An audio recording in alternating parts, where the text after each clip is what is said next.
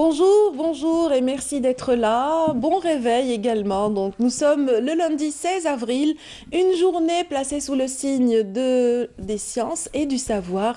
Et oui, nous célébrons aujourd'hui cette journée appelée journée Yawm al-Ilm, la journée du savoir, en hommage justement à tous ces efforts consentis par l'association des ulama algériens musulmans, les ulama musulmans algériens.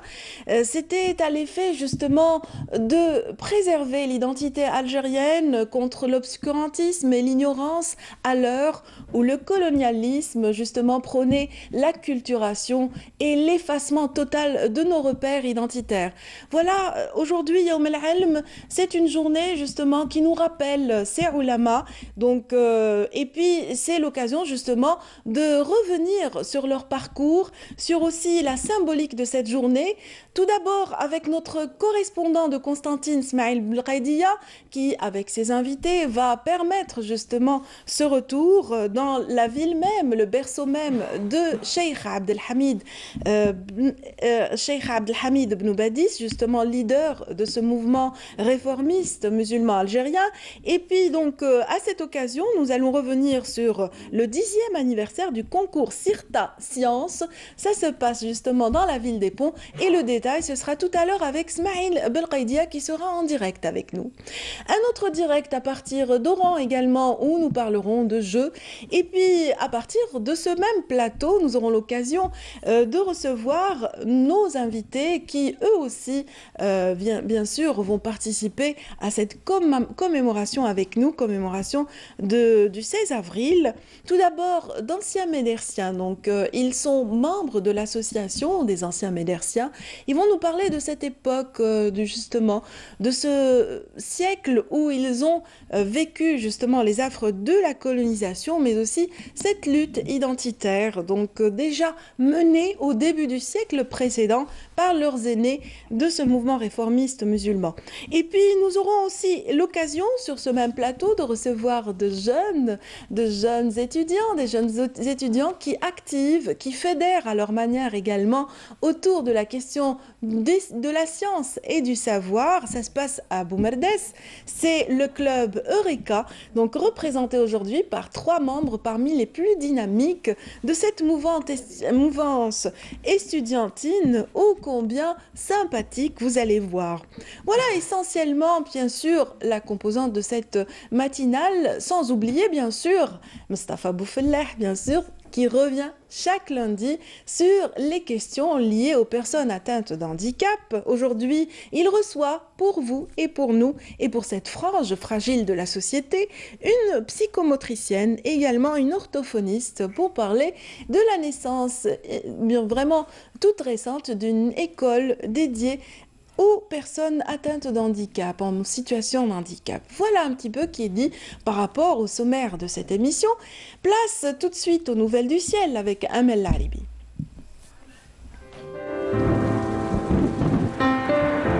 Avec Mobilis, suivez l'air du temps.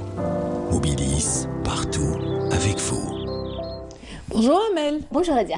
Ça va? Ça va très bien, merci. Votre sourire illumine l'assistance. Ah, c'est gentil. Autant que le soleil qui brille déjà sur le ciel d'Alger. Provisoirement, le soleil. Provisoirement? Hein? Oui. Ah, je vais faire une moue là, une petite grimace. Non, c'est pas grave. Ça va se dissiper oui, après. bien sûr, mais en fait, on est toujours au mois d'avril. Ah bah oui, hein. On dit bien Tout qu'en peut se avril... passer au mois d'avril. Ne te découvre pas d'un fil. Ne te découvre pas d'un fil. Voilà. C'est valable pour la pluie et pour les vents. Exact. Très bien. Alors, où en sont les vents, la pluie, le soleil pour aujourd'hui? Merci Nadia. Bonjour à tous et bon réveil. Eh bien, pour aujourd'hui, une alternance d'éclaircies et de passages nuageux sur les régions de l'ouest. Mais ces nuages sont parfois denses, pouvant donner quelques pluies éparses durant l'après-midi.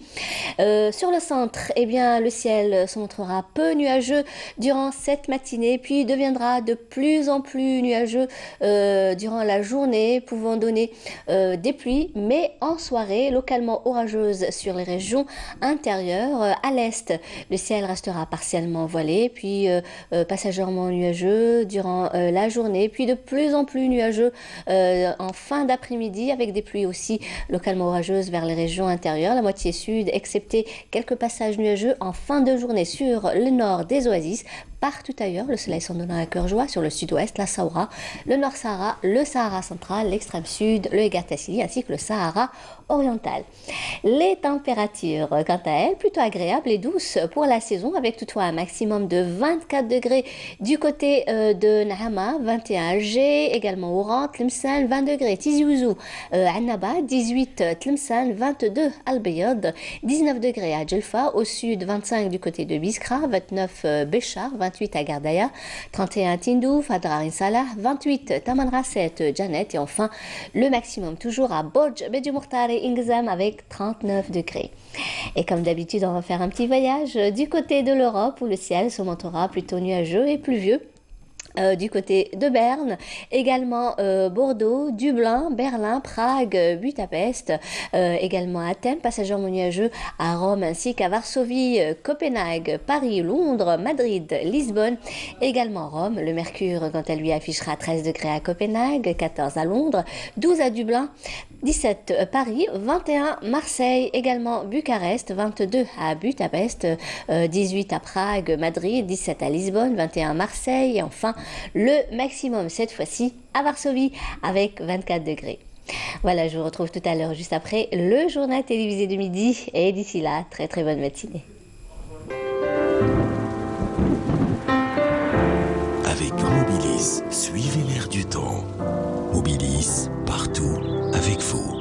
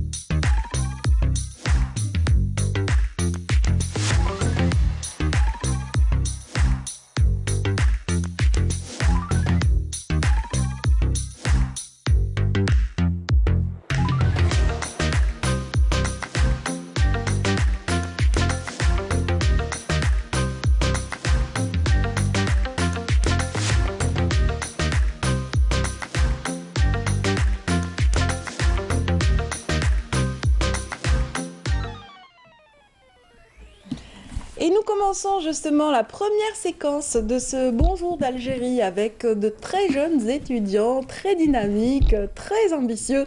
Ils sont à l'université de Boumerdès et nous permettront ce matin d'entamer le débat autour de Yawm el-Ilm, la journée du savoir justement, qui rend hommage quelque part à celui qui a semé aux côtés des autres ulama musulmans algériens les graines du savoir, fruit de ces graines justement, un éveil des esprits et des consciences et puis notre indépendance par la suite de manière indirecte. Bienvenue à... On commence par les filles bien sûr, Maya Sahraoui. Merci, merci. Bienvenue Maya, bienvenue à Salah Badawi. Bonjour. Et puis également à Ahmed Tria. Merci beaucoup, bonjour. Qui sont très actifs au sein d'un club universitaire, un club scientifique, le club Eureka. Exactement. C'est bien cela. Voilà. C'est bien cela. Avant de parler d'Eureka, j'aimerais que vous me disiez un petit peu, situer un petit peu le téléspectateur. Vous êtes étudiant en quoi? Alors on commence par vous, allez, Salah. Bonjour, je suis étudiant en Master 1, langue anglaise, spécialité sciences du langage. Sciences du langage. Pour ce qui est de Tria, Ahmed, Donc, je suis étudiant en L3, je fais de l'électromécanique. électromécanique, un tout autre domaine. Exactement. Et puis qu'en est-il de Maya? Maya Donc, moi, je suis en L3 télécommunication. Télécommunication. Donc trois domaines complètement Oui. divergents. Et ce club scientifique vous réunit pourtant très souvent. Oui, Oui. chaque semaine. Effectivement. Et des fois, c'est plus que des réunions hebdomadaires. Très bien. On a créé une véritable petite famille. On a créé un groupe vraiment soudé entre nous. Oui. Justement, Ahmed, dites-moi un petit peu la genèse de la chose. Quand est-ce qu'est né le groupe Eureka? Donc, le club universitaire Eureka a été créé par un groupe d'étudiants de l'université de Boumerdès en 2002. 2002. Il a été officialisé au niveau administratif en 2004, ça a pris du temps, voilà. Et donc, la première année, les jeunes étudiants ont commencé à faire du technique. Oui. Ils ont commencé à traiter des sujets techniques, c'était ce qui était demandé donc, à l'université. Et puis ce pôle universitaire Et avait vraiment technique, cette voilà. spécificité. Donc surtout Boumerdès, Oui. c'est vraiment connu pour les hydrocarbures, pour la mécanique, pour l'électromécanique et tout La ça. chimie, la physique, Exactement, voilà. Et au bout de la première année, donc les membres du club se sont rendus compte que l'étudiant, après avoir passé 1h30 ou 3 heures en cours, on est un peu lassé, donc Oui. des trucs purement techniques et académiques, ils se sont dit pourquoi pas faire autre chose. Oui.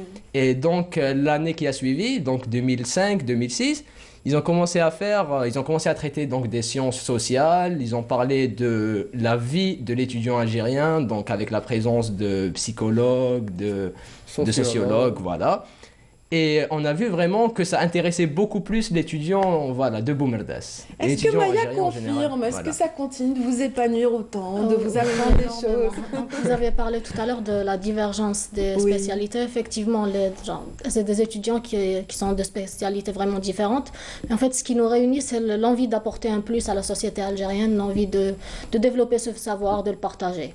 Oui. La société, déjà, c'est très ambitieux, mais est-ce que c'est pas d'abord à l'échelle de l'étudiant? Commencer par le domaine, bien sûr, à l'échelle étudiantine, ensuite passer à la société algérienne. Oui. Quelque part, vous vous préparez pour justement... Pour la vie professionnelle. Ah, voilà. L'étape suivante, c'est-à-dire la vie professionnelle. Bien sûr, on apprend plein de choses. Donc déjà, chez Eureka, donc on apprend comment gérer un groupe, on apprend à être leader, on apprend à comment parler aux gens. On apprend vraiment plein de choses donc, voilà, au sein d'Eureka. Et aussi, le truc donc, qui, on va dire, sur lequel on se forge le plus, c'est surtout comment donc, faire face aux problèmes que nous rencontrions sûrement voilà, à l'avenir durant la vie professionnelle. Avez-vous prévu une activité particulière en ce jour du 16 avril? Donc, En fait, vous activez tout le long de l'année. Oui, exactement. Voilà. Donc, pour nous, mais la journée du 16 avril, est-ce que c'est une journée particulière? En fait, on n'aime pas vraiment forcer les thématiques à venir à nous. Donc, quand il y a une idée, c'est selon la disponibilité de conférenciers. On préfère vraiment que ça soit fluide, que ça soit organisé. On n'aime pas vraiment forcer une date et ramener des conférenciers pour cette date-là. Donc, ça serait un peu bâclé. Surtout, donc, c'est à chaque collectif a sa manière de fêter le savoir, on va dire. Vous parlez de spécialistes, Maya, ça veut dire que justement vous faites appel à vos aînés, ceux qui ont une expérience avérée dans tel ou tel domaine, et ils témoignent devant un auditoire justement de cette expérience, échange et débat. C'est ce qui est de Donc, généralement, ce qu'on fait, c'est des conférences suivies d'un débat. Donc, Eureka, c'est un club qui raffole vraiment des débats. On cherche vraiment à créer un sens critique chez l'étudiant qui lui permettra par la suite de débattre avec les conférenciers. Tout à fait. Eureka, c'est aussi un des premiers clubs universitaires créés en Algérie. Oui, voilà. Au niveau de l'université de Boumerdès, c'est le premier. Il a été créé donc aujourd'hui, si on prend en considération les clubs actifs, c'est le premier. J'ai oublié le nom du club qui a été créé avec Eureka, mais que malheureusement aujourd'hui, donc voilà, ils n'ont pas donc continué à activer. Oui. Voilà. Mais Salah nous dira justement s'il y a des connexions encore avec les aînés, les anciens d'Eureka. Et je pense que la survie de Eureka est due principalement à notre contact avec les anciens membres, tels que Lounis Touati, Hamid Moualek, Samir Houali, qui sont constamment derrière nous, qui nous proposent même des thématiques. Très bien, donc ils sont vraiment attachés à cette exactement. C'est comme une famille sur laquelle ils veillent jusqu'à maintenant. Oui. Il paraît que certains ont choisi aussi de créer une association dans ce sens. Oui, exactement. Oui, ils ont déjà créé l'association Rêve, Rêve Enfance et Volonté en 2015. Oui. Qui s'est spécifié dans le domaine des enfants. Oui. Ils ont essayé d'aider les enfants à leur manière. Très bien. Au quotidien et tout, en traitant avec des sociologues, des psychologues. C'était un travail vraiment profond. Ils ont eu cette formation et tout à travers Eureka. C'est vrai qu'inculquer des bases à un enfant, ça prépare l'étudiant de demain, Oui, le citoyen de l'étudiant, demain. le citoyen, Et ça vous prépare donc ce type d'associations qui ont suivi Eureka. J'espère que vous avez déjà réservé vos sièges. L'association, oui, Alors oui, pourquoi pas. Qui Faut aussi- rêve déjà d'être dans l'association Le Rêve? Ben voilà, donc ça serait, je pense que ça serait un honneur à tout membre actuel de Eureka.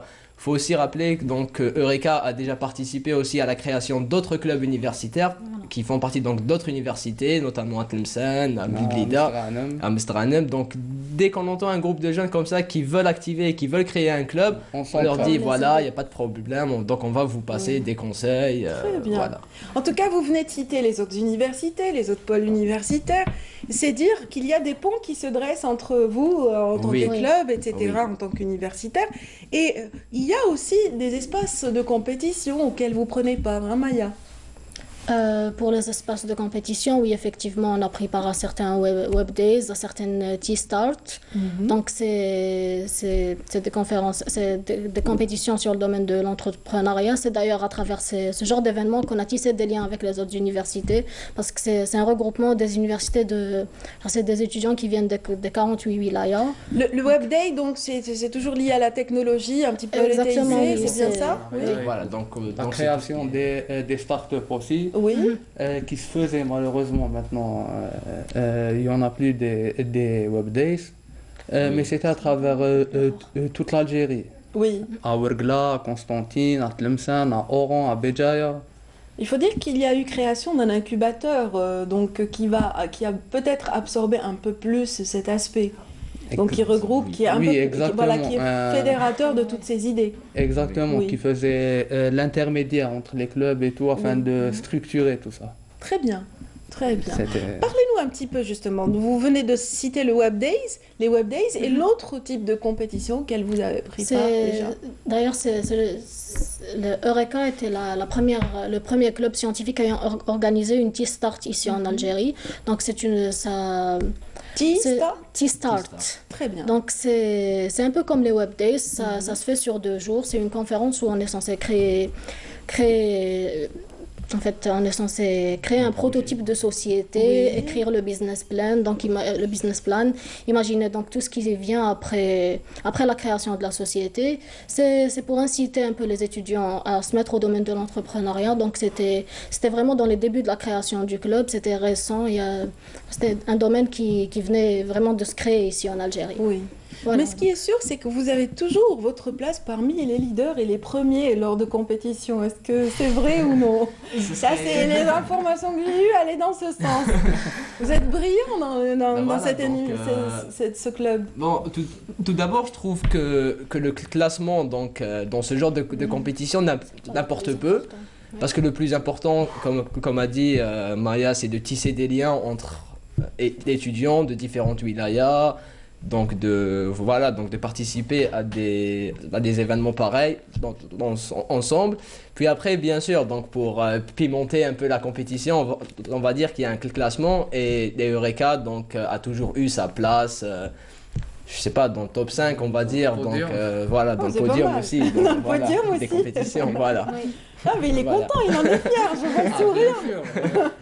Le sourire vraiment confirme la joie. Rendre hommage à nos anciens membres. Oui, voilà. Beaucoup de Voilà. fierté, hein. Une Oui, belle voilà. continuité. Voilà. Oui, exactement. Très bien. Mais justement, comment se déroule justement cette organisation, cette structuration que vous avez amorcée? Bon, je sais qu'elle, elle s'occupe des sous. Maya est chargée Voilà. des finances, c'est la Dès trésorière. que vous avez Faut besoin d'argent, on va voir avec Maya. pas trop y jouer avec. C'est bien cela? Oui, c'est bien cela, oui. Oui, pourtant, il n'y a aucun rapport entre les télécoms et vraiment les finances. Hein. Exactement. Donc, en fait, c'est quand on rentre au bureau d'Eureka, notre spécialité importe peu. Donc, ce qui importe, c'est l'impact, c'est la passion, c'est ce qu'on veut apporter au club. Très bien. Donc, le sens du contact à jouer et puis aussi, voilà, la maîtrise des chiffres a joué en votre faveur. Et quels sont les atouts de Salah Badawi au sein de Reka? Alors, c'est pas toi qui vas parler. Hein, tu vas te vanter. Il allait commencer à se jeter des fleurs. Il va se jeter des fleurs, donc c'est à vous de me dire. Quels sont ses atouts à lui? Donc, Salah Badawi fait partie des membres qui sont toujours présents. Donc, dès qu'on a besoin d'une personne pour se déplacer ou pour faire une activité, t'as Salah Badawi qui répond présent. Je sais pas si c'est parce que tu rentres pas en cours, c'est ça? T'as tout le temps du temps libre. Oula, papa et maman sont là peut-être en train de regarder, faut pas quand même le griller. Et ben voilà, donc disponible voilà. et généreux. Et surtout aussi efficace, voilà. Efficace. Faut le dire. Ajouter un mot. Oui, bien sûr. En fait, l'atout de Eureka, c'est vraiment son horizontalité. Très bien. Dans l'organigramme du club, certes, il y a un président, il y a un secrétaire général, il y a des personnes qui s'occupent des sous et tout. Mais vraiment, on ne fait pas de différence entre un ancien membre ou un nouveau membre. Si par exemple, aujourd'hui on a une réunion et il y a un nouveau membre qui vient assister, il nous propose une thématique, ben on va voter. Oui. Et si ça sera pris à la majorité, ben on organisera cette conférence ou cet événement sans se poser de questions. Non, mais lui, il est nouveau ou pas. Non, ça ne veut rien dire. Ce sont les idées qui priment. Voilà, Eureka, exactement. Oui, Eureka, toute personne ça me rappelle Donc un juste pour dessin ajouter un animé. petit truc avec sur ce qu'a dit Oui. Salah, c'est que le plus important, donc durant les réunions, on n'a pas de rôle, voilà, il n'y a Oui. pas de président, comme a dit ça, il n'y a pas de Exactement. secrétaire général. Le plus important, c'est l'argumentation. Tu as une idée, tu es pour une chose, faut vraiment argumenter pour essayer de convaincre la majorité à faire ça ou à faire ci, voilà. Donc c'est bien. comme ça que ça marche. Voilà. Très bien. Moi, j'aimerais connaître un petit peu le regard de vos professeurs.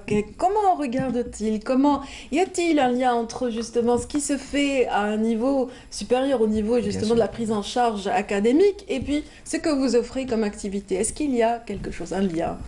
Donc, pour ce qu'il en est du domaine technique, il nous arrive de prendre des conseils de nos professeurs, de les inviter, d'inviter des spécialistes. Par exemple, pour l'écologie, on avait invité des profs du département écologie, justement, à l'université de Boumerdès. On a un parrain qui est de la faculté du département du génie mécanique. Donc oui, ils nous encouragent, mais en fait, à Eureka, on essaie un peu de faire jouer un peu plus l'étudiant. Donc on essaie de faire en sorte que l'idée vienne de l'étudiant, que ce soit l'étudiant qui la réalise sans forcément avoir recours ou sans forcément demander de l'aide au prof. Très bien, donc c'est bien. Donc ils vous permettent un petit peu d'élargir votre Oui, réseau voilà. et Exactement, d'avoir de faire de bons Voilà. choix d'intervenants. C'est très Voilà, bien. donc Eureka a eu jusqu'ici 3 parrains. Il y a eu Madame Gougan qui nous a vraiment, merci beaucoup Madame pour tout ce qu'elle a donné au club. Il y a eu aussi Madame Hadarbash, voilà, Un grand merci à elle. un grand merci qui est toujours en fonction, voilà, donc qu'on rencontre presque tous les jours, qui nous donne toujours des conseils. Donc aujourd'hui, elle n'est plus parrain du club, mais elle continue donc à nous donner des conseils À et veiller à de nous loin. guider, comme voilà. ça, c'est- Et le parrain actuel, donc c'est le docteur Mellal, voilà, donc merci beaucoup, il veille sur nous et voilà, Très bien. et il nous passe des conseils aussi. En tout cas, j'imagine que vous êtes super autonome, super dynamique déjà Exactement. entre vous. Donc on vous souhaite une bonne Merci continuation à beaucoup. toute Merci cette synergie. Très positif tout ça et bien sûr ça augure de beaux jours devant. Ça augure espère. vraiment d'une très belle continuité et puis aussi d'une insertion sociale excellente. Bravo à vous trois. Donc je rappelle vos noms, Salah Badawi, Ahmed Tria et puis Maya Sahraoui, étudiant de l'université de Boumerdès. Je vous souhaite un bon voyage de retour. Bon, enfin, c'est pas si loin que ça. C'est pas si loin que ça. Merci Donc, beaucoup. merci d'avoir été avec nous. Donc, on parlait tout à l'heure de prise en charge enfantine. Et ben, le reportage qui va suivre parle également de l'implication de l'enfance, justement, la petite enfance. À l'école primaire, on parle déjà de la journée du savoir. On explique, on fait des retours d'histoire, justement. Et Siham Kenouch était présente lors de l'une de ces réunions. Elle a observé ces petites graines d'étudiants, justement, dans une école primaire. Voyons un petit peu. تعرفي ذا بين الحد على الديناميك من يسمى محطاتك تاني تلمسوا بغيت زبقايا لازم تكلموا سواني تلابسهم ماشي ديوس عيير Un conflit entre le savoir et l'ignorance, ceci est le thème de cette pièce théâtrale. Mais bien sûr, la science a son dernier mot et aura toujours le dernier mot. Je m'appelle Mohamed Bouhafs et je suis toute en bleu parce que j'ai fait le rôle de le savoir. Je m'appelle Sophie Kadrimalia, je suis en 3e année dans l'école Moulahini. Je pars à l'école pour apprendre à lire et à écrire et à compter. Et Qu'est-ce que tu peux devenir après? un docteur. On a joué pièces de théâtre, du savoir et l'ignorance. Je m'appelle Reim Soukan et aujourd'hui j'ai joué le rôle de la maman. Qu'est-ce que dit la maman à ton fils? J'ai dit au fils bonjour, pourquoi tu es fatigué comme ça? Il m'a répondu que tu sais parce que je suis partie avec mes amis pour jouer au football. Et il a dit que je suis trop fatiguée, il ne sait pas quoi faire. Je lui ai dit de se reposer un peu, quand il se réveille, il va partir travailler.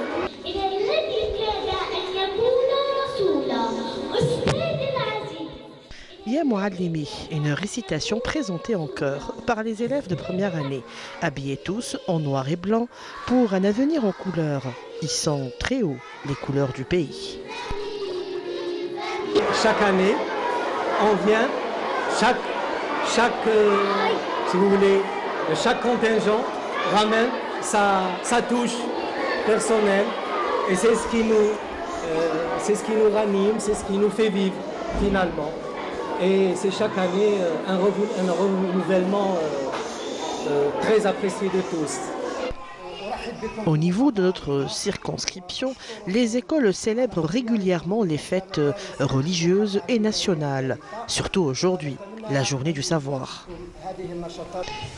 L'arabité, la mazérité et l'islam, notre identité nationale représentée avec fierté par la génération montante.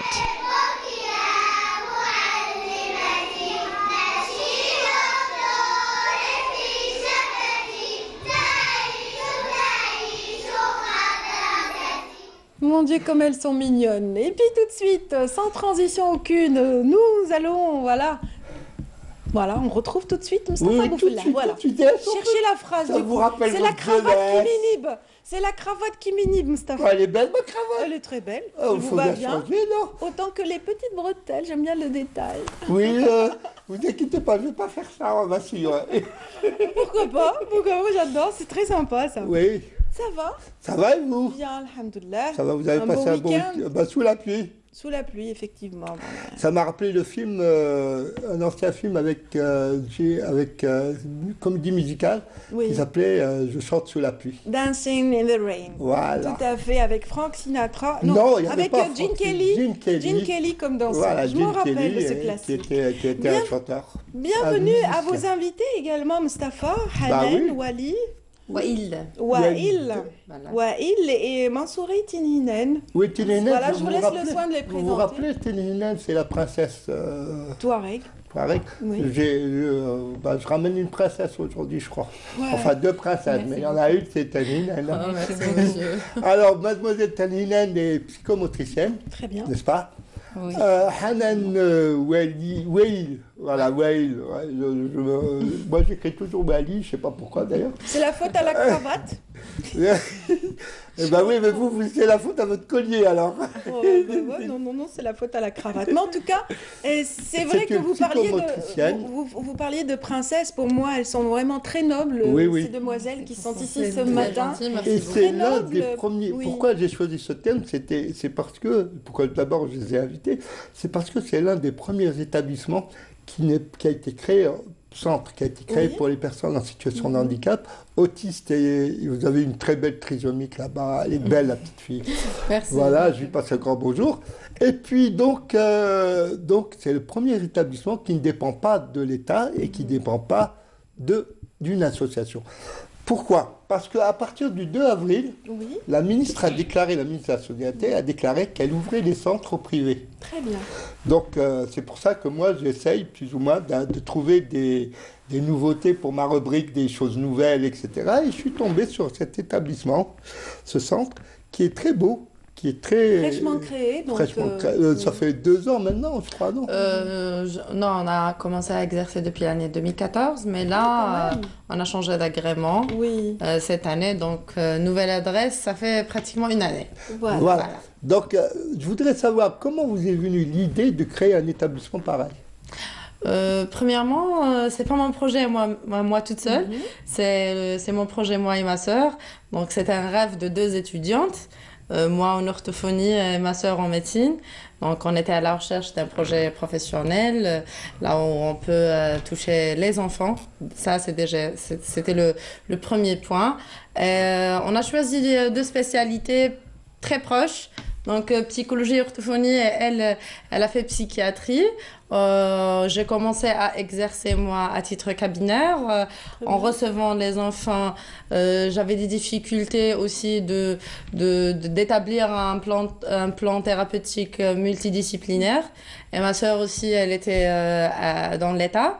Donc, c'était pas très évident de prendre un enfant en charge de façon multidisciplinaire lorsqu'on est dans un cabinet. Absolument. Donc, c'était un peu difficile et aussi par rapport à la souffrance des parents qui étaient en train de chercher les professionnels un peu partout pour faire une prise en charge pluridisciplinaire. Pour compléter votre rapport déjà. Effectivement. Donc, on s'est dit pourquoi pas se réunir et faire une institution pluridisciplinaire. On trouve les différents professionnels. Comme ça, la tâche sera plus facile. Les rapports seront adaptés chaque jour parce que les symptômes des enfants changent pratiquement quotidiennement. C'est des enfants qui évoluent chaque jour. Donc, on est censé d'adapter le protocole thérapeutique. Donc, c'était pratiquement ça. Voilà. Et je vous, disais bien très noble. Oui, c'est noble, c'est très noble. Très noble. Et vous, mademoiselle Hénène, vous avez choisi psychomotricité. Comment vous est venue l'idée de choisir une telle spécialité? Parce que l'orthophonie, je comprends l'orthophonie, je comprends la psychiatrie, mais vous, en tant que psychomotricienne, la formation ne se fait pas en Algérie. La psychomotricité, c'est une formation à faire en dehors des études supérieures. Comme moi, j'ai fait master en neurosciences, master 2 en neurosciences. Alors j'ai vu que la prise en charge, on ne peut pas faire une prise en charge sans la psychomotricité. J'ai décidé de faire une formation sur la psychomotricité. Alors la psychomotricité, on va définir qu'est-ce que c'est la psychomotricité. La psychomotricité, c'est une spécialité de développement global de la personne. Qui s'intéresse à le développement du corps en général et aussi la pensée. Mon rôle en tant que psychomotricienne, c'est pratiquement la rééducation de développement psychomoteur et aussi... C'est-à-dire déjà dans le terme psychomotricité, il y a deux parties. Il y a deux parties. Il y a la partie motricité puis psycho. Donc c'est clair qu'on va agir sur les 2 plans. Voilà. La psychomotricité nécessite les organes moteurs comme les muscles, les os, les nerfs, les tendons, etc. Et aussi des fonctions cérébrales comme l'attention, la mémoire... et la concentration. La cognitivité, c'est-à-dire que une absorption des éléments qui viennent à l'esprit. L'environnement doit être assimilé, compris, etc. Pour une meilleure réaction, j'imagine. Voilà, exactement. Alors, on rééduque des personnes qui ont de troubles de l'équilibre et aussi des difficultés de coordination motrice.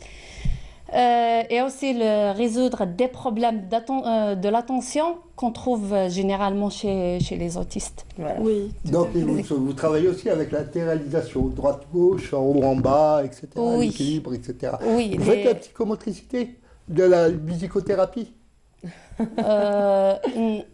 Oui, la musicothérapie, vous le faites quand même. Oui, bien sûr. Les deux à la fois. Les deux à la fois. C'est par rapport aux difficultés des autistes, parce que les autistes, ils ont un petit problème sensoriel. Des fois, ils sont hyper ou hyposensibles par rapport au bruit. Donc, la psychomotricienne, en dehors de son travail de psychomotricité, elle essaye de régler aussi ce problème sensoriel. Et comment les parents, comment sont venus vers vous, les parents? Est-ce qu'ils ont su? Est-ce qu'ils ont eu ça s'est passé de bouche à oreille quand même. Je sais que vous avez 15 enfants, pardon. Vous avez un groupe de 15 enfants. Effectivement. Vous êtes très bien structuré, puisque dans chaque classe, il y a 3 enfants maximum, 3 autistes maximum. Ouais. Effectivement. Donc les parents, ceux qui viennent, il y a des anciens patients qui sont déjà qui sont venus déjà au cabinet. Donc là, ils sont scolarisés, les enfants, tout va bien. On règle quelques petits problèmes comportementaux ou cognitifs qui restent, quelques petites lacunes. Mais aussi, l'ancien centre a fait un grand travail à l'aide des enfants. On a réussi à scolariser un nombre très important des enfants autistes et même avec d'autres difficultés.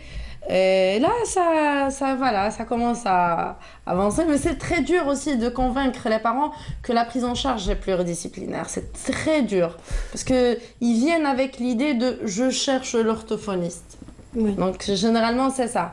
Mais c'est dur un petit peu de convaincre que c'est une prise en charge. Et quelles sont vos difficultés, disons, vis-à-vis des parents? Comment les parents réagissent quand ils savent qu'ils ont un enfant autiste ou un enfant trisomique? Donc, ça dépend. Il y a des parents qui sont carrément dans le déni. Ça fait partie de notre travail, de notre médecin qui est psychiatre et psychothérapeute qui s'occupe des couples, déjà, pour traiter ce petit souci. Donc, elle fait des thérapies de couple et des thérapies de famille pour essayer d'aider les parents de dépasser leur souffrance. Avoir un enfant en difficulté, ce n'est pas facile. On se met déjà tout le temps à la place des parents. Il y a aussi d'autres difficultés dont les parents ne collaborent pas suffisamment pour avoir des résultats meilleurs. Les difficultés aussi, on a d'autres types de difficultés dont les parents essayent de placer la barre très haut. Du coup, lorsqu'ils viennent avec un retard de diagnostic, un retard de prise en charge très important, des fois, un enfant qui a 5 ans, qui a 6 ans, qui a été diagnostiqué tardivement ou bien pris en charge très tardivement, qu'on est censé de carrément rattraper une longue période de vie d'un enfant. Parfois c'est irréversible, pas une année, parfois c'est irréversible. Voilà, c'est récupérer l'enfance de l'enfant, c'est rattraper l'enfance de l'enfant. Ils sont là pour demander des opérations cognitives ou un langage dès le premier mois ou dès les premiers mois. Donc pour expliquer aux parents qu'il faut passer par plusieurs étapes, qu'il faut travailler beaucoup plus sur la cognition, il faut qu'il nous comprenne, il faut qu'il soit présent, il faut qu'il soit réactif, on a besoin d'une interaction avant le langage, ça c'est aussi difficile. Donc il y a des parents qui viennent et qui placent la barre très haut, ça nous empêche pas, mais vous relevez le défi. Voilà, effectivement. Voilà, c'est un défi à relever. Un défi, elles en sont capables, en tout cas, pour aider justement ceux qui ignorent déjà la présence justement de ce centre. Il faudrait peut-être rappeler le nom, l'adresse, Mustapha. Je laisse le soin à la directrice de donner sur l'établissement. Oui, on va présenter une dernière fois l'établissement. Il n'y a pas de souci. Donc, l'établissement, il s'appelle Centre Wail pour enfants différents. Wail, O-U-A-I-L, pour enfants différents. On est situé à Aïssa Tidir, 96 Aïssa Tidir, Cheraga. C'est juste à côté du tribunal. Très bien, ça se trouve donc dans la wilaya d'Alger. Voilà, et je sais pertinemment que quand j'y étais, j'ai eu le droit au thé, au petit gâteau. Mais moi j'ai bien aimé parce que les enfants sont bien pris en charge. Je ne veux pas dire qu'ailleurs, ils ne sont pas pris en charge. C'est notre objectif. C'est notre objectif. Ensuite, ils apprennent à manger, à utiliser la cuillère, le couteau, la fourchette, etc., le verre, etc. Ils sont accompagnés toute la Voilà, et ils sont bien pris en charge. Côté, j'ai vu, je vous dis, la petite trisomique, moi, elle m'a plu. Elle était très gentille, très sympathique, très belle. D'ailleurs, elle lui disait, dis-lui comment tu es belle, etc. Voilà, et j'ai bien aimé parce que... Elle vient s'ajouter à une longue liste de fans et d'amis, justement, de Mustapha Boufla, je le sens. Non, mais vous savez, moi j'aime bien travailler avec ces enfants parce que je découvre un peu, je ne sais pas si vous avez la même appréciation que moi, je découvre que ces enfants ont une potentialité que les parents ne savent pas utiliser.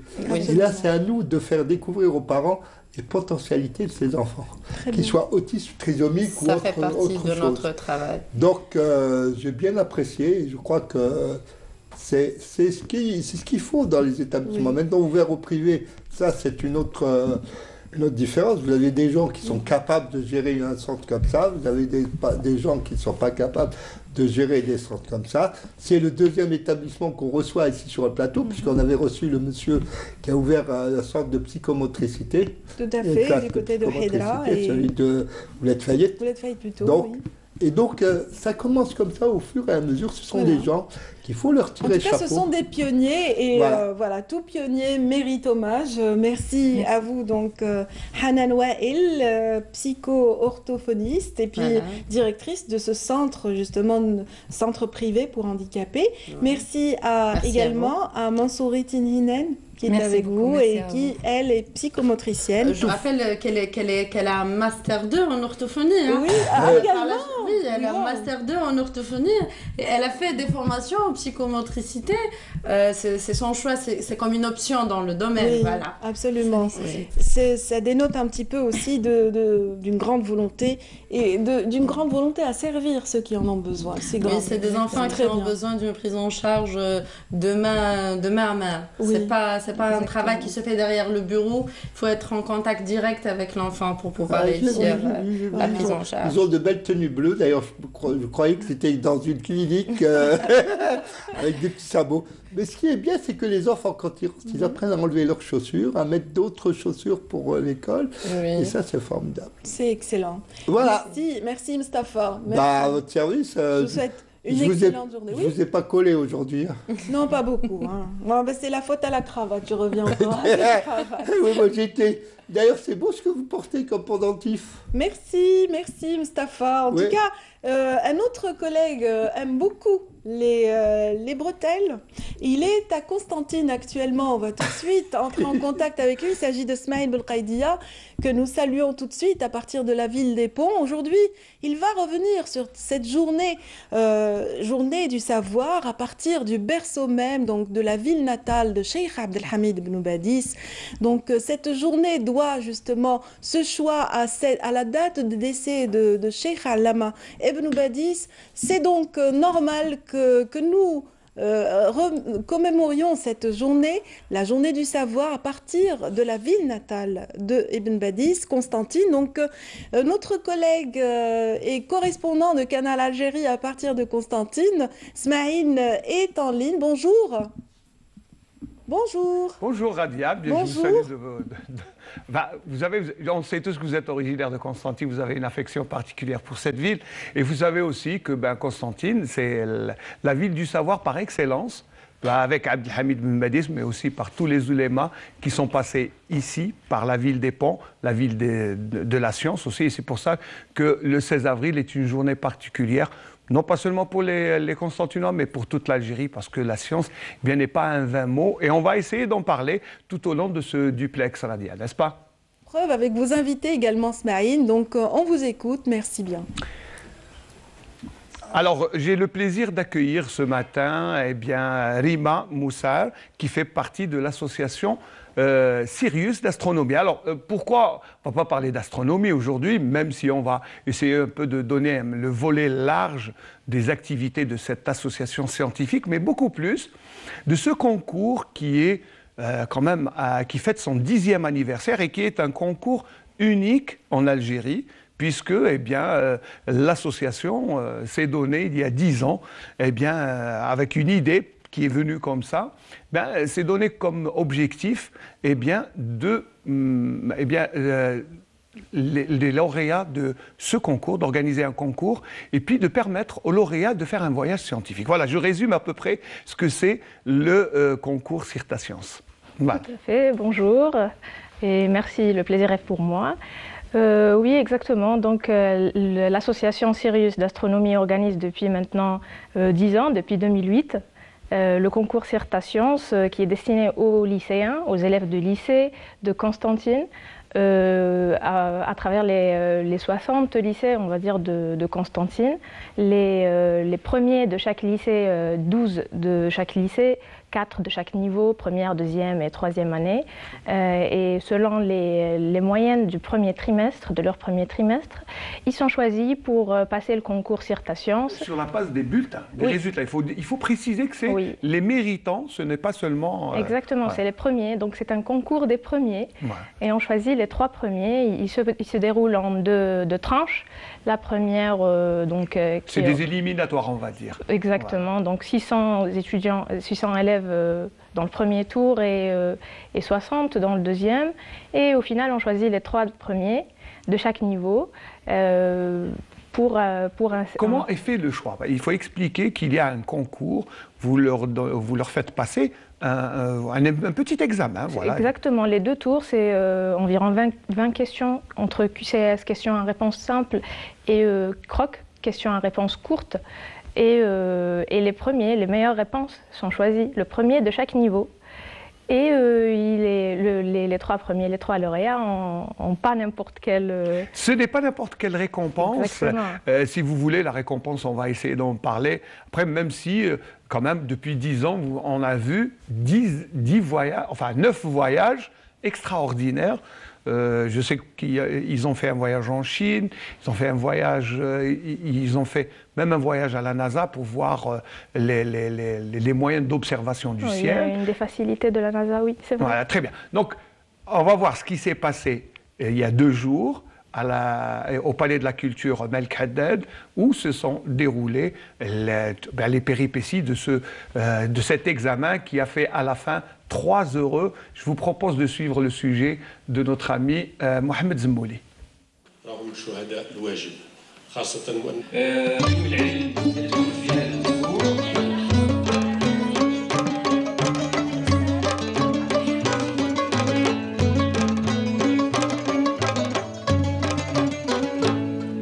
المتفوقين من 62 ثانويه للولايه اخترناهم على اساس البلتان تاعهم كشف النقاط تاع الثلاثي الاول، فحوالي 600 واحد تسابقوا ثم اختزلت العينه الى 60، ثم اليوم سنعرف الثلاثه الفائزين من كل هذه هذو الناس من فاز بهذه المسابقه سيرتا علوم 10.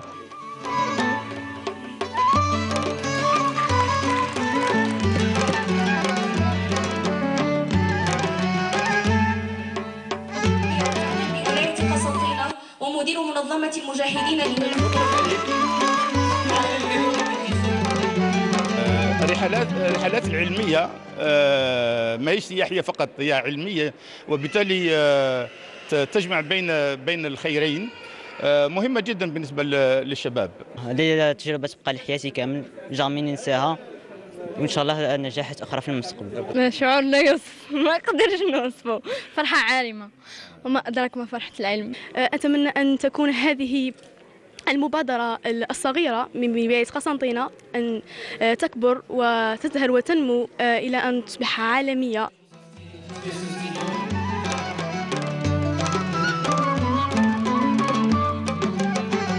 Voilà, donc c'était une petite ambiance sur ce qui s'est déroulé samedi passé au Palais de la Culture Melk Haddad. Donc voilà, on a vu comment se déroule, quelques images, belle ambiance et puis surtout la joie des lauréats.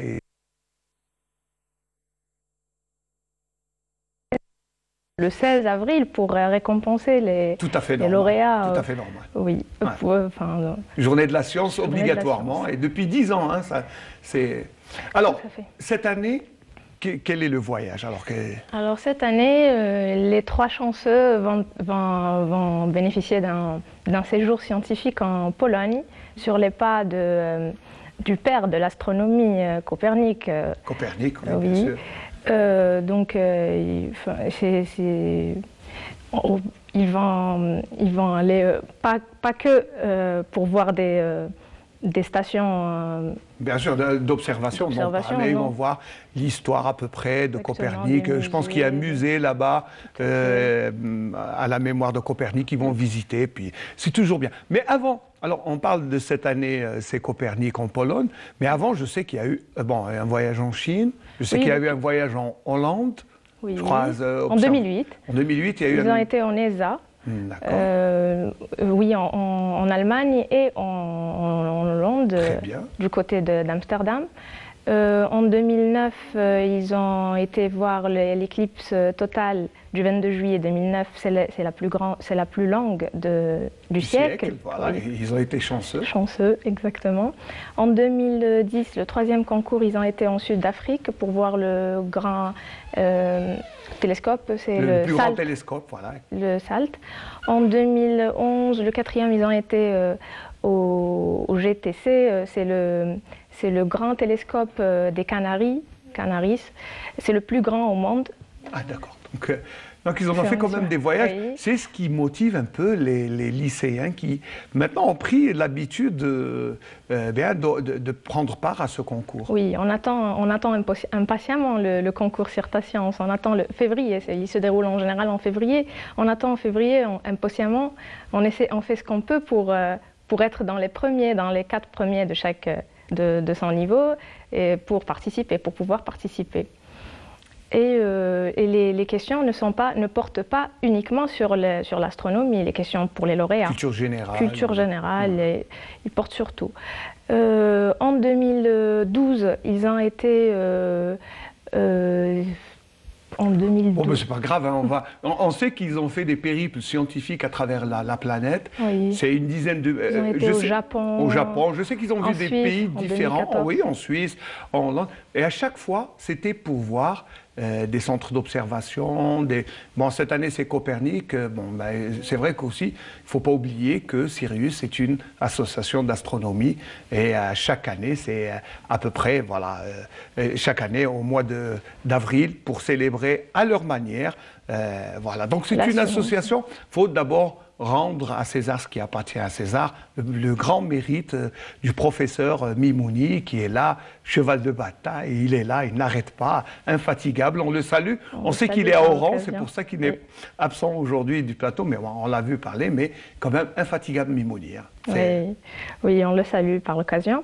Ils sont à Rouen, oui, c'est dans le cadre des activités que fait l'association. Ils ont le Cosmos Caravan, c'est le CCC, Constantine Cosmos Caravan. Ils ont le planétarium qu'ils ont pris, il est déplaçable, qu'ils ont pris à Oran. C'est au large public, mais pas qu'à Oran. Ils le font, on l'a déjà fait ici à Constantine, à Khenchla, à pas mal de wilayas. Donc c'est un planétarium, c'est une simulation du ciel nocturne. Ah, d'accord. Oui, c'est destiné pas que pour les enfants, mais même pour les adultes. C'est des séances ouvertes, c'est des cours d'initiation en astronomie. L'association ne fait pas que ça. Voilà, c'est ce que j'allais dire, vous ne faites pas que ce concours. Je sais que des fois, je vous vois à la place Émir Abdelkader organiser des journées d'observation. Des journées d'observation, oui, en cas d'événements astronomiques, d'éclipses ou de transit planétaire. Oui, on organise des observations. On organise aussi des conférences. On a des invités... des professeurs. Des professeurs du CRAC qui viennent ici, d'Alger, d'Oran. D'Oran, exactement, de Sharika, professeur Nedal Qassoum. On a aussi les festivals d'astronomie que l'association organise depuis 2002. Et ça remonte à très loin. Oui. C'est aussi un festival. Oui, c'est le plus grand rassemblement d'amateurs, disons, d'astronomie et de spécialistes. Oui. Voilà, c'est le plus grand au Maghreb. Au Maghreb, exactement. Depuis 2002, donc, on a fait le dernier, enfin, le 16e festival, c'est ma mémoire. Oui, c'est ça. Hein, en mars dernier. Et on reçoit des spécialistes en astronomie de par le monde, d'Italie, de France, de Jordanie. Et l'association participe aussi dans des rencontres internationales, dans des échanges, des jumelages, si je puis dire, avec l'association tunisienne d'astronomie, l'association de Jordanie d'astronomie, la SAF, la Société astronomique française. Donc c'est quand même tout un programme de l'association. Oui. Quand on voit ici, nous on voit généralement, on voit le professeur Mimouni. C'est juste avant le mois de Ramadan, on le sollicite beaucoup, mais aussi au concours Cirtation, c'est au festival. Mais finalement, vous vous déplacez, vous avez beaucoup d'adhérents quand même. Hein, oui. L'association compte minimum 50 adhérents pour l'instant, en adulte. Mais il y a aussi le club des petits débrouillards. C'est ce que j'allais... Je sais qu'il était question de créer, parce que quand on discute des fois avec le professeur Mimouni, il est toujours plein d'idées, et il dit créer un club scientifique pour les petits, voilà, c'est... Ils font des merveilles pour les débrouillards, les petits débrouillards. Ils sont au nombre de 30, une trentaine, c'est une classe. Qui se rencontrent juste avant la rencontre hebdomadaire, la réunion hebdomadaire de l'association. Donc ils sont très actifs, très créatifs, ils s'intéressent énormément à l'astronomie. Et beaucoup de questions, je pense, c'est ça, la curiosité chez les enfants est quand même pas un vain mot. Oui. Ils sont encadrés par 4 membres de l'association. Ils font aussi des sorties en national, le tourisme, ce qu'on appelle le tourisme scientifique. Ils ont animé les portes ouvertes du 7 octobre dernier, des portes ouvertes à Melek Haddad, au Palais de la Culture de Constantine. Donc je le salue tous. C'est tout un programme tout au long de l'année pour l'association Sirius. Et puis là, vraiment, sincèrement, puisque c'est la journée du savoir, je pense que Feu Abdelhamid Ben Badis serait fier de cette association qui est l'expression de la science. Voilà. Je vous remercie, Rima, pour votre venue matinale. On sait qu'on vous a amené très tôt le matin. Voilà, et puis voilà. Merci Radia, j'espère qu'on aura été un peu complet sur tout ce qui est lié à cette association Sirius d'astronomie, mais aussi au concours Cirta-Science. Et puis voilà, j'espère qu'on vous aura éclairé un peu, même si on n'a pas eu beaucoup de temps, j'espère que prochainement on aura un peu plus de temps, Radia. On vous remercie vraiment, ainsi que votre invité, pour cet éclairage et longue vie, je dirais, à l'association Sirius. Et puis voilà, à ce concours Cirta Science, donc qui est perpétué de fort belle manière dans votre région. Merci encore une fois et bonne journée à vous et à votre invité, Smaïn. À très bientôt, au prochain rendez-vous. Et toujours justement dans le même sillage, nous continuons quelque part de célébrer sur ce même plateau cette journée du savoir, Yawm al-Ilm, avec d'autres invités qui viennent de nous rejoindre. Je présente en l'occurrence M. Rachid Jennen, ancien médercien et membre de l'association des anciens méderciens. Tout à fait. Et voilà, avocat de métier. Oui. Bienvenue. Vous êtes accompagné de Deramchia Ma'ammar, donc médecin dentiste et aussi membre de l'association des anciens méderciens. Médercien lui-même. Oui, médercien lui-même et arracheur de dents.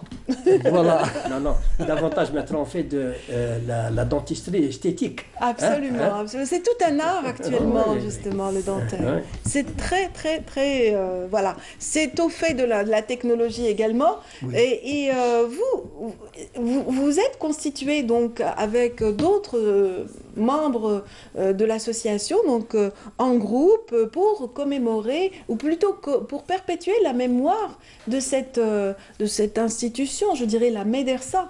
Oui. Oui. Oui, oui. De toute façon, cette association, justement, on profite de certains anniversaires. Par exemple, je prendrai comme exemple les discours d'entrée. Généralement, on a le jour d'entrée au lycée, il y a toujours un discours d'inauguration, etc. Nous profitons de ces instants-là et nous nous réunissons, enfin l'association réunit au niveau du Palais de la Culture, et elle fait des conférences, et justement c'est toujours les médersiens. Chaque fois on invite un médersien qui nous fait une conférence sur un thème qui a été choisi au préalable. Et c'est comme ça que l'association poursuit sa mission. Oui. Voilà. Tous les membres issus justement de cette Médersa excellent dans leur métier, chacun dans sa spécialité. C'est dire un petit peu les bases qui ont été inculquées dans cette institution ô combien noble de l'époque. Ça fait toujours chaud au cœur d'entendre ça, noble, hein, effectivement. Nous avons été formés déjà en arabe et en français, hein, donc nous avons continué pendant tout notre cycle de Médersa, c'est-à-dire pendant 7 ans, hein, grâce à la compétence de nos professeurs, hein, à étudier les 2 langues d'une façon sérieuse. Et je crois que le résultat... Quand vous parlez des 2 langues, c'est la langue française et arabe en même temps. Hein. Oui. Donc nous faisions aussi bien la grammaire, c'est-à-dire Nahou Sarf, depuis notre 6e, nous faisions de la traduction des textes en arabe et en français depuis notre 6e, nous faisions l'akhlaq ou l'ibadat, hein, chose qu'on ne voyait pas dans les autres. Morale et rituel. La morale et le rituel, effectivement. Hein. Et par la suite, nous faisions même du droit musulman. Oui. Parce que, oui, absolument, pardon. oui, continuez. Hein, parce que certains étaient orientés vers la juridiction musulmane, c'est-à-dire par la suite. Donc nous maîtrisions aussi bien le côté scientifique et moderne de l'enseignement, ce qu'on appelait à l'époque métropolitain, c'est-à-dire comme celui enseigné en France, et en plus nous avions justement cette connaissance de la langue arabe, l'islam, etc. Oui, hein, c'est impressionnant quand vous me citez le nombre de matières déjà enseignées pour ce qui est de la langue arabe. Je me demande quel temps comment vous arriviez à disposer de votre temps, puisque vous étiez obligé aussi d'acquérir toutes les connaissances proposées dans le programme du lycée franco-musulman. D'ailleurs, les élèves, les lauréats du lycée d'enseignement franco-musulman, je vais vous dire une chose. Par exemple, d'abord, au lycée... à un moment donné, on l'a débaptisé lycée national d'El Biyar. Pourquoi? Parce qu'il y avait des élèves qui étudiaient uniquement en français, qui ne se présentaient qu'au baccalauréat, et ils étaient intégrés dans la Médersa. Nous faisions exactement le même programme qu'eux, mais en plus de ça, nous faisions les matières d'arabe. Alors quand nous allions en classe, en arabe, les métropolitains étaient en permanence. Et sinon, nous étions tous ensemble. C'était pratiquement un lycée qui formait et pour le baccalauréat et pour le lycée d'enseignement franco-musulman, c'est-à-dire le diplôme de fin d'année. On appelait ça le diplôme de fin d'année. Mais c'était très difficile à l'époque. Vous n'aviez pas le droit à l'erreur. Le redoublement n'était pas accepté. C'était très rare. Je peux citer, par exemple, jusqu'à la grève de 19 mai 56. Oui. Tu t'en rappelles, puisque nous sommes dans la même promotion. Celui qui avait une note dans une matière quelconque, que ce soit en arabe ou en français, entre 7 et 10, était convoqué chez le censeur. Par exemple. Celui qui avait un 0 dans une matière, c'était un renvoi de 3 jours. Carrément. Ah oui, c'était sérieux, c'était strict. Donc pour ce faire, il fallait bosser. Et c'est pour ça que les médersiens, on trouve le mot en arabe, on nous appelait drassine, c'est-à-dire ceux qui bossaient enfin tout le temps. Hein? Oui. Pour répondre à votre question, comment nous faisions, eh bien, je vais vous donner un exemple. Par exemple, au dortoir, le soir. Le soir, au dortoir, le maître d'internat, à 10h, c'est l'extinction des feux. Oui. Eh bien, vous savez ce que nous faisions? On allait aux toilettes, on avait la lumière des toilettes, et on travaillait jusqu'à 2h, 3h du matin pour pouvoir apprendre. parce qu'on ne pouvait pas disposer de la lumière. Il fallait impérativement éteindre, parce qu'il y avait des enfants, enfin des élèves qui voulaient dormir. Eh bien, le maître d'internat éteignait les lumières à 10 heures, mais ceux qui voulaient vraiment percer, aller aux toilettes. Se rapprocher carrément des latrines. Absolument. Il s'enfermait aux toilettes et profitait de la lumière. C'est excellent. Pour vous dire. Vous aviez quel âge quand vous avez intégré? Vous étiez dans la même promotion? Oui, 14 ans, 15 ans. 14-15 oui, ans. 14, 15 ans, à l'époque. Oui. C'était en quelle année? En 54. Moi, j'avais 13 ans. Je suis de 41. Hein. Moi j'avais 14. Voilà. 14 ans. Moi, je suis de 40, j'avais 14 ans. Très bien. Très bien. Et vous êtes resté dans ce lycée 7 ans. 7 ans, Nous avons terminé en 62. Nous avons passé et le baccalauréat, la deuxième partie du baccalauréat, nous l'avons passé en octobre 62. Je sais pas si oui, puisqu'il y avait le... Voilà, l'OAS, etc. Donc on a été obligé d'attendre que les choses se tassent. C'était en 62, en octobre 62, et nous avions le diplôme des lycées d'enseignement franco-musulman que nous avons obtenu. Avec ce diplôme, on pouvait accéder à la faculté. Hein. Oui. C'était l'équivalent du baccalauréat. Mais en plus de ça, nous passons. Et pour vous et vous aviez les deux, vous réussissiez aux deux examens. Voilà, juste qu'il y avait la première partie du bac en première et la deuxième partie, c'est-à-dire en terminale. Je vais vous raconter plus une petite... l'épreuve d'arabe. Tout à fait, exactement. Je vais vous raconter... Qui était un baccalauréat en soi, puisqu'il y avait plusieurs disciplines. Oui, non, mais le diplôme d'arabe, pardon, fait les matières en langue française, c'est-à-dire comme le bac, en plus de l'arabe. D'accord. Hein? Alors il était encore beaucoup plus ardu, beaucoup plus difficile que le bac classique. Normal. Hein? Je vais vous raconter une petite anecdote pour répondre à votre question, comment nous faisions. Eh bien, il y avait un élève, je ne sais pas si tu te souviens de lui, Zarhouni de Berwagia. Oui. Il était en troisième, en classe de troisième. Il passait le baccalauréat, tellement, non seulement il étudiait le programme de troisième, mais il étudiait le programme du baccalauréat. Oui. Et l'examen en troisième, on se présente au brevet. Alors, on appelait ça à l'époque le BEPC, brevet de l'enseignement primaire, c'est ça, du premier cycle. Premier cycle. BEPC. Eh bien, à l'époque, l'examen du BEPC était après le baccalauréat. Il avait passé il était, comment dirais-je, il passait son baccalauréat et il était en examen, alors que le BEPC, les examens, l'examen était après le baccalauréat. Eh bien, au baccalauréat, il était au baccalauréat, on avait donné, plutôt au BEPC, il était en train de passer l'examen du BEPC, alors qu'il avait passé l'examen du baccalauréat, il avait réussi. Ses camarades sont allés au lycée, là où il passait l'épreuve de, comment dirais-je, du BEPC, ils lui ont dit de sortir, ça y est, tu as été admis. En première, il était admis au baccalauréat, alors qu'il passait le BEPC. C'est pour vous dire la volonté. La volonté, mais c'est en plus du programme officiel, hein, parce qu'on achetait les ouvrages du programme du baccalauréat et on présentait le baccalauréat. C'est excellent. Ah bah oui. C'est excellent. C'est les Zarhouni. Oui, il y avait Boudiaf, professeur Boudiaf. Oudjibar, l'ancien ministre de l'Éducation nationale. C'était mon camarade de table. On était à la même table, Anaouia. Voilà, ce sont des lycées qui ont formé effectivement les cadres de l'indépendance. Absolument. Dans toutes les disciplines, aussi bien en astronomie qu'en mathématiques. Ce n'est pas parce que nous avions étudié l'arabe et le droit musulman que nous étions incultes dans les matières scientifiques. Oui. Par exemple, je prends mon cas. Moi, j'avais fait section moderne, c'est-à-dire maths, physique, chimie, etc., hein, au niveau du bac français, entre guillemets. Et en arabe, j'avais choisi l'autre côté, c'est-à-dire philo traditionnel. Droit musulman, littérature arabe, traduction, et voilà. Hein. Donc, c'est pour avoir, je sais pas, une formation. C'est un équilibre des niveaux dans les deux cultures, autant la culture française que la culture arabe. Donc, votre culture. Tout à fait. Et on était meilleurs que les élèves de l'enseignement, comment dirais-je, des lycées. De section métropolitaine. De la section métropolitaine, hein. C'est bien simple. Parce qu'on travaillait beaucoup plus aussi.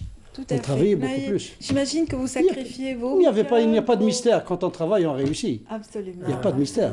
Pas de mystère là-dessus. On pourrait peut-être faire, pour ceux qui nous suivent ce matin et qui ne connaissent pas un petit peu l'histoire de la Médersa, rappelons un petit peu, un petit point d'histoire comme ça par rapport à la Médersa, qui était antérieure au lycée franco-musulman justement. Elle a été créée en 1850 à l'effet justement de permettre aux Algériens d'exercer le droit musulman.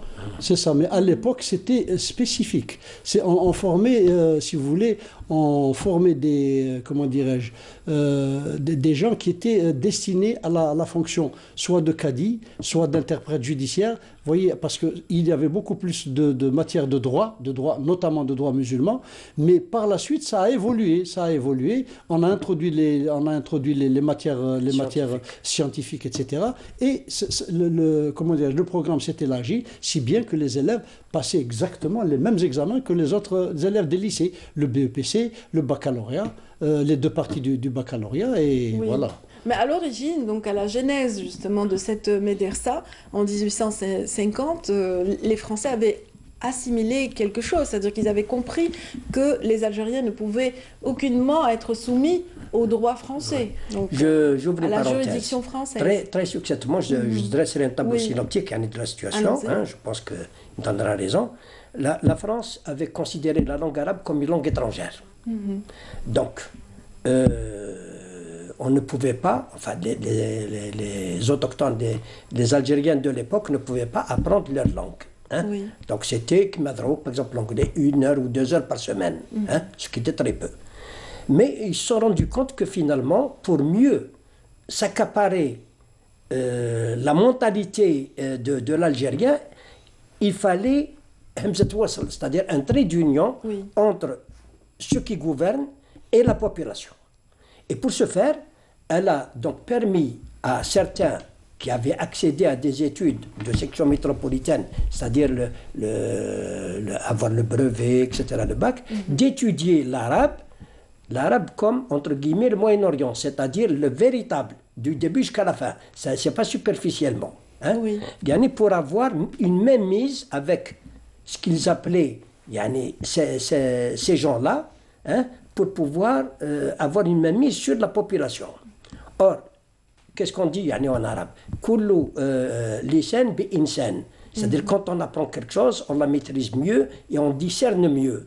Tout à fait. Voilà. Tout à fait. Et par la suite, enfin ceux-là qui étaient voués. Il y a un autre dicton qui dit Man arafa lurata qawmin amina sharrahum. Celui qui arrive à connaître la langue, apprendre la langue d'un peuple, évite justement l'hostilité. Voilà. Alors, et même ces gens-là, qu'on appelait les Médersiens, se sont rendus compte que finalement, il y avait matière à bouger, ne pas être à la solde de l'occupant. Oui, mais ça a permis du temps, justement, à l'époque de Cheikh Allama Ibn Badis, déjà, donc au début du siècle dernier, justement, Cheikh Allama Ibn Badis, dans un mouvement réformiste musulman algérien, avait compris l'importance de cet atout, c'est-à-dire l'apprentissage de la langue arabe, l'apprentissage de la culture arabe dans les écoles. Et il a créé aussi ses propres médersa.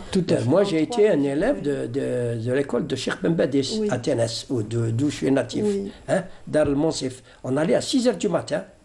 6 h du matin, on se levait, on allait à l'école jusqu'à 7 h.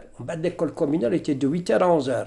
On avait, comme disait mon ami Rachid, les mouderes qui nous donnaient les cours de midi moins le quart à 1 h moins le quart, des mouderes payés par l'État français, et c'était des anciens médersiens pour nous préparer pour la médersa. Parce qu'elle était chargée de nous donner le programme de l'examen d'entrée en 6e, d'entrée au lycée d'enseignement. C'était un concours. Oui, absolument. Et ça a permis aussi de préserver l'identité algérienne et la culture algérienne.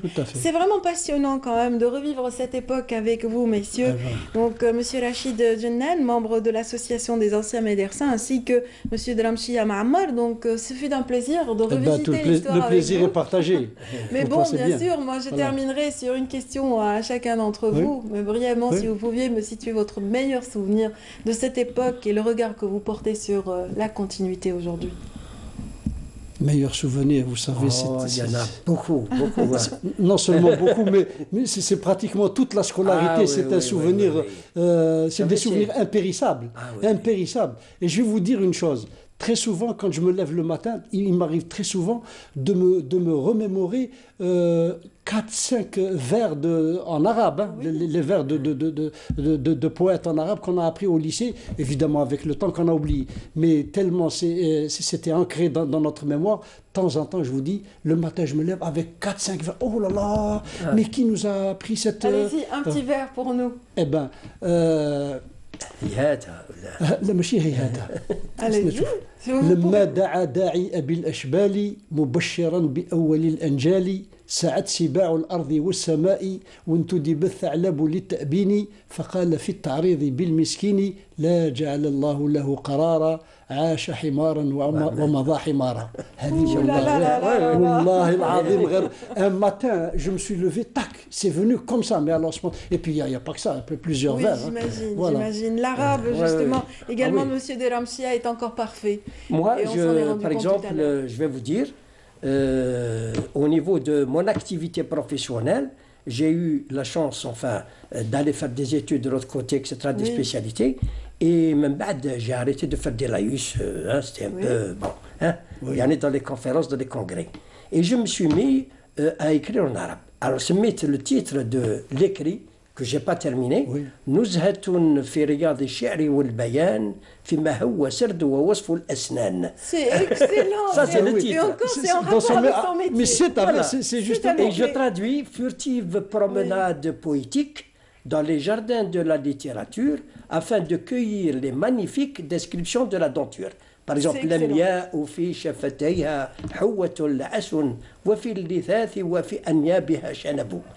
Là, alors je continue. En tout cas, vous reviendrez pour nous le présenter dès que ce sera terminé. Voilà. Merci, ce fut passionnant. Tout le plaisir. Ça nous a fait revivre une période de notre vie. Absolument. Merci à vous aussi. De notre jeunesse. La jeunesse est jeunesse d'esprit, je pense que vous restez jeune. Et de cœur.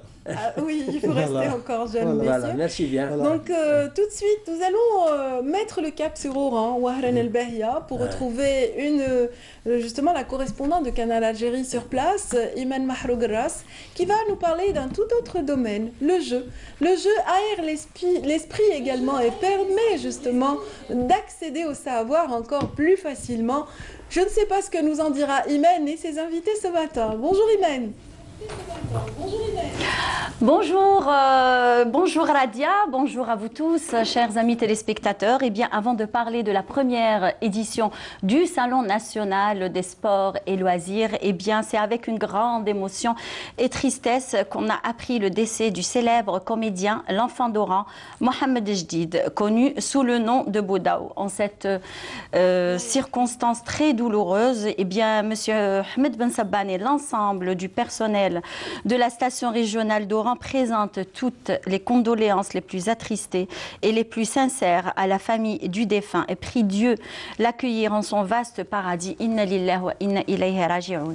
Eh bien, en cette douloureuse circonstance, je vous propose de suivre ce petit reportage sur l'enfant d'Oran, notre ami, notre frère, Houeri, comme on le surnomme, et on se retrouve juste après avec nos invités.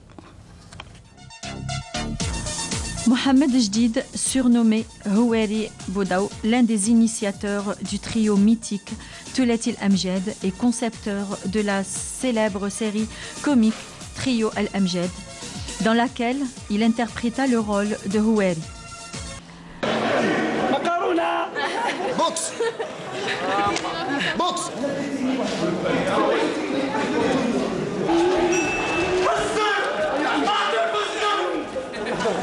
مكرونه خويا مكرونه انت مكرونه ولا سباجيتي هاودي هذه الشيطان هيا ريحي غير انا دي عندك غير انا روحي عندي هنايا ما يبقاش اروح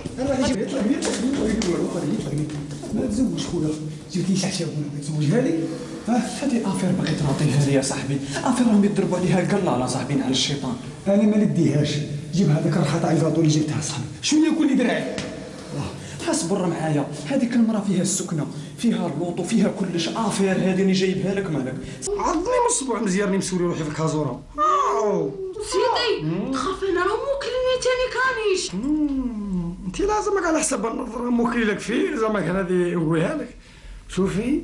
Mohamed alias Houari a enchaîné les premiers rôles dans plusieurs séries télévisées algériennes diffusées par la télévision publique A3 et Canal Algérie, telles que Boudaou pendant 4 saisons et Hamouda Oulaïeda en 2017.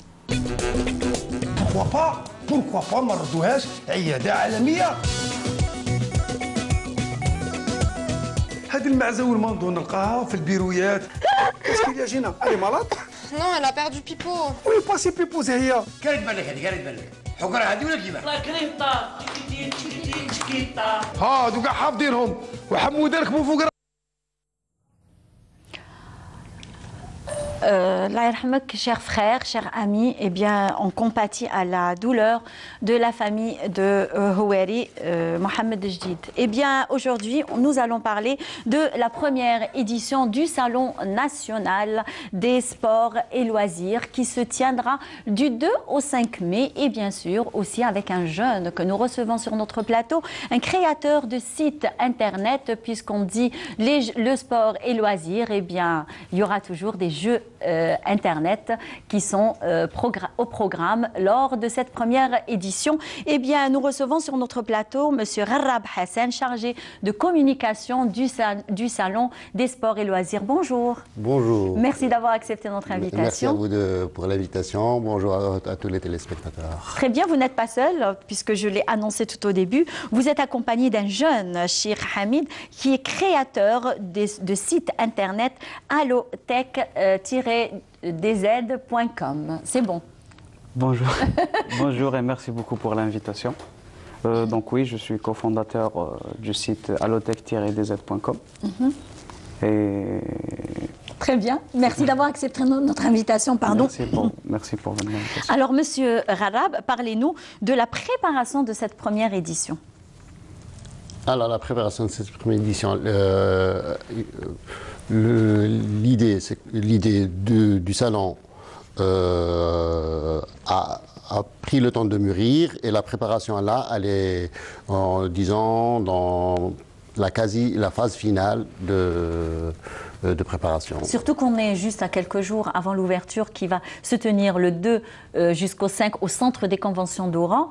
Donc je crois que vous avez carrément fini la préparation de ce salon. Donc, et là, je vous dis pourquoi lancer maintenant un salon des sports et loisirs et spécialement à Oran. Alors là, pour le lancement, il y a le lancement. Il y a l'opportunité des Jeux méditerranéens qu'accueille la ville d'Oran. En 2021. Voilà, c'est pas l'objectif du salon, mais c'est plutôt une opportunité. Lancer un salon sport et loisirs pour les Jeux méditerranéens qui, il faut le préciser aussi, tout comme le salon, ne sont pas seulement une manifestation uniquement sportive, mais également culturelle. Ça cadre très très bien avec le salon et ses objectifs. Et moi je pense qu'à travers ce salon, j'avais l'impression de mettre déjà la ville d'Oran dans le baigne un petit peu, des Jeux méditerranéens. Exactement, c'est précisément ça, d'où je dis que c'était l'opportunité pour lancer l'édition inaugurale. Il faut préciser, c'est juste l'édition inaugurale, il y aura d'autres évidemment.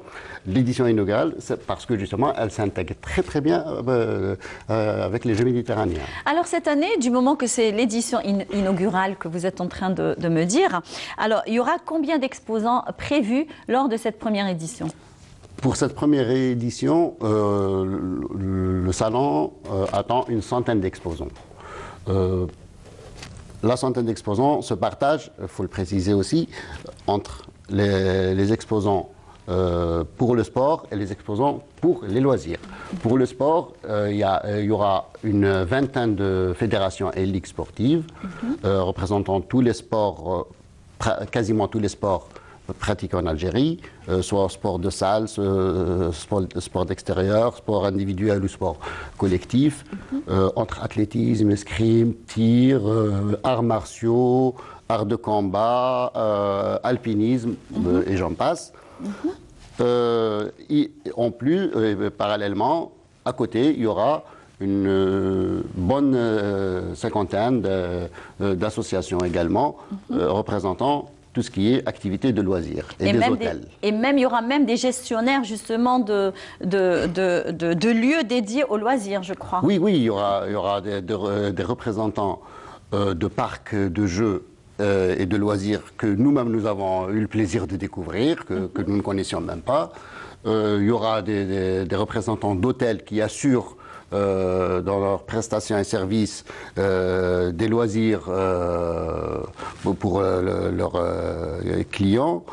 Et il y aura des associations, telles les associations d'alpinisme, de spéléologie, qui sont également très actives. Alors, ce que j'ai remarqué aussi lors de cette première édition, il y aura même la présence de médecins sportifs. Oui, lors du salon. Oui, le Vous salon. avez réfléchi à tout. Hein. C'est ce que j'ai dit, l'idée a pris le temps de mûrir avant le lancement. Ce n'est pas un lancement qui s'est fait comme ça sur un coup de tête. Allez, on va faire un salon. Chapeau aux organisateurs. Attention, il y a les Jeux méditerranéens, il faut qu'on fasse un salon. Non, l'idée a pris le temps de mûrir. Les Jeux méditerranéens sont arrivés, et c'est tant mieux pour Oran et pour toute l'Algérie. Le salon s'est inscrit automatiquement, c'était la bonne occasion. La bonne occasion. La bonne occasion pour lancer ce salon. Maintenant, pensez à tout. Le salon a essayé d'élargir son horizon et de ratisser large.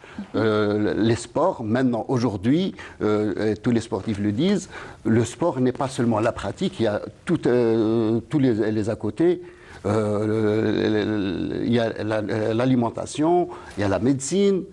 Donc, automatiquement, tous ces gens-là sont concernés et ils sont les bienvenus. Eh bien, quand on dit le sport, on dit les loisirs, on pense aussi aux jeux Internet, aux jeux, on va dire, des sites, justement, de la création de sites Internet, puisque nous recevons sur notre plateau le jeune Cheikh Hamid, j'allais dire Cheikh Samir. Non, Cheikh Hamid. Alors, vous êtes créateur de site internet allotech-dz.com. Alors, parlez-nous un petit peu de ce site. Alors, bonsoir, bonjour. Bonjour. Tout d'abord. On est le jour. Oui. Donc, bonjour tout d'abord et merci pour l'invitation. Donc, oui, je suis Hamid, cofondateur du site allotech-dz.com. Donc, allotech-dz.com est un site spécialisé dans la technologie et qui ne vise pas qu'une seule plateforme, c'est-à-dire que seulement Android ou bien Windows ou bien iOS. Il vise toutes les plateformes à la fois. Donc, le but à la base de la communauté Allotech, c'est de regrouper tous les technophiles, les amoureux de la technologie, les connaisseurs ou pas, de la technologie bien sûr, dans un seul endroit. Donc à la base, l'idée elle a commencé en janvier 2016. Donc à la base, c'était juste, on avait un problème avec un smartphone et on savait qu'on allait trouver la solution ailleurs, à l'étranger, c'est-à-dire dans les sites étrangers.